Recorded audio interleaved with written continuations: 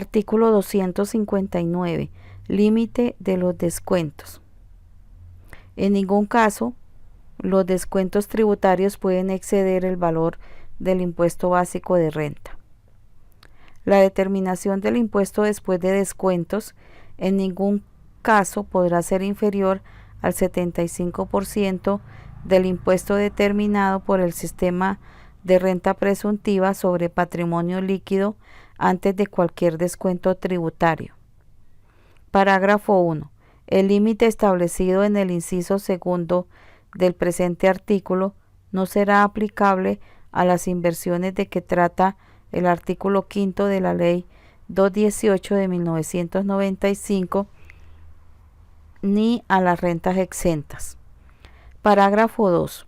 Cuando los descuentos tributarios estén originados exclusivamente en los certificados de reembolso tributario, la determinación del impuesto a cargo no podrá ser inferior al 70% del impuesto determinado por el sistema de renta presuntiva antes de cualquier descuento.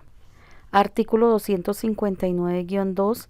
Eliminación de descuentos tributarios en el impuesto sobre la renta.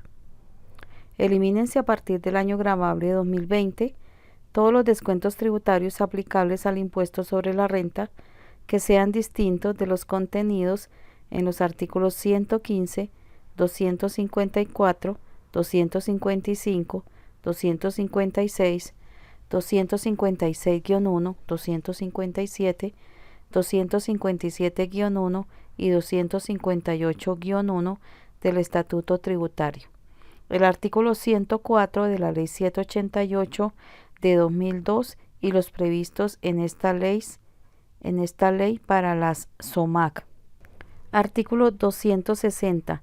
Intransferibilidad de los descuentos tributarios. En ningún caso serán trasladables a los socios, copartícipes, asociados, cooperados, accionistas comuneros, suscriptores y similares los descuentos tributarios de que gocen los entes de los cuales formen parte. Capítulo 12. Precios de transferencia. Artículo 260-1. Criterios de vinculación. Para efectos del impuesto sobre la renta y complementarios, se considera que existe vinculación cuando un contribuyente se encuentra en uno o más de los siguientes casos. 1. Subordinadas. A. Una entidad será subordinada o controlada cuando su poder de decisión se encuentre sometido a la voluntad de otra u otras personas o entidades que serán su matriz o controlante, bien sea directamente, caso en el cual aquella se denominará filial, o con el concurso o por intermedio de las subordinadas de la matriz, en cuyo caso se llamará subsidiaria. B. Será subordinada una sociedad cuando se encuentre en uno o más de los siguientes casos. Primero, cuando más del 50% de su capital pertenezca a la matriz, directamente o por intermedio o con el concurso de sus subordinadas o de las subordinadas de estas. Para tal efecto no se computarán las acciones con dividendo preferencial y sin derecho a voto. Segundo, cuando la matriz y las subordinadas tengan conjunta o separadamente el derecho de emitir los votos constitutivos de la mayoría mínima decisoria en la Junta de Socios o en la Asamblea, o tengan el número de votos necesarios para elegir la mayoría de miembros de la Junta Directiva si la hubiere. Tercero, cuando la matriz directamente o por intermedio o con el concurso de las subordinadas en razón de un acto o negocio con la sociedad controlada o con sus socios ejerce influencia dominante en las decisiones de los órganos de administración de la sociedad.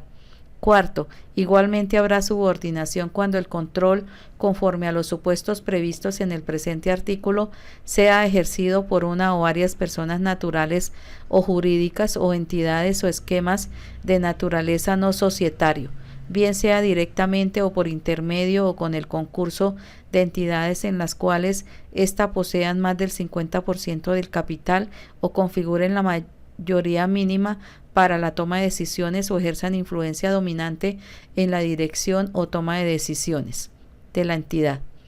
Quinto, igualmente habrá subordinación cuando una misma persona natural o unas mismas personas naturales o jurídicas o un mismo vehículo no societario o unos mismos vehículos no societarios conjunta o separadamente tengan derecho a percibir el 50% de las utilidades de la sociedad subordinada.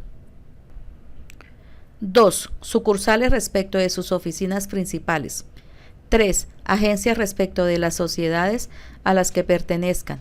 4. Establecimientos permanentes respecto de la empresa cuya actividad realizan en todo o en parte. 5. Otros casos de vinculación económica. A. Cuando las operaciones tienen lugar entre dos subordinadas de una misma matriz. B. Cuando la operación tiene lugar entre dos subordinadas que pertenezcan directa o indirectamente a una misma persona natural o jurídica o entidades o esquemas de naturaleza no societaria. C. Cuando la operación se lleva a cabo entre dos empresas en las cuales una misma persona natural o jurídica participa directa o indirectamente en la administración, el control o el capital de ambas. Una persona natural o jurídica puede participar directa o indirectamente en la administración, el control o el capital de otra cuando, primero, posea directa o indirectamente más del 50% del capital de esa empresa o segundo, tenga la capacidad de controlar las decisiones de negocio de la empresa. D. Cuando la operación tiene lugar entre dos empresas cuyo capital pertenezca directa o indirectamente en más del 50% a personas ligadas entre sí por matrimonio o por parentesco hasta el segundo grado de consanguinidad o afinidad o único civil. E. Cuando la operación se realiza entre vinculados a través de terceros no vinculados. F. Cuando más del 50% de los ingresos brutos provengan de forma individual o conjunta de sus socios o accionistas, comuneros, asociados, suscriptores o similares. G. Cuando existan consorcios, uniones temporales, cuentas en participación, otras formas asociativas que no den origen a personas jurídicas y demás contratos de colaboración empresarial. La vinculación se predica en todas las sociedades y vehículos o entidades no societarias que conforman el grupo y aunque su matriz esté domiciliada en el exterior. Artículo 260-2. Operaciones con vinculados. Los contribuyentes del impuesto sobre la renta y complementarios que celebren operaciones con vinculados del exterior están obligados a determinar para efectos del impuesto sobre la renta y complementarios sus ingresos ordinarios y extraordinarios, sus costos y deducciones y sus activos y pasivos, considerando para esas operaciones el principio de plena competencia.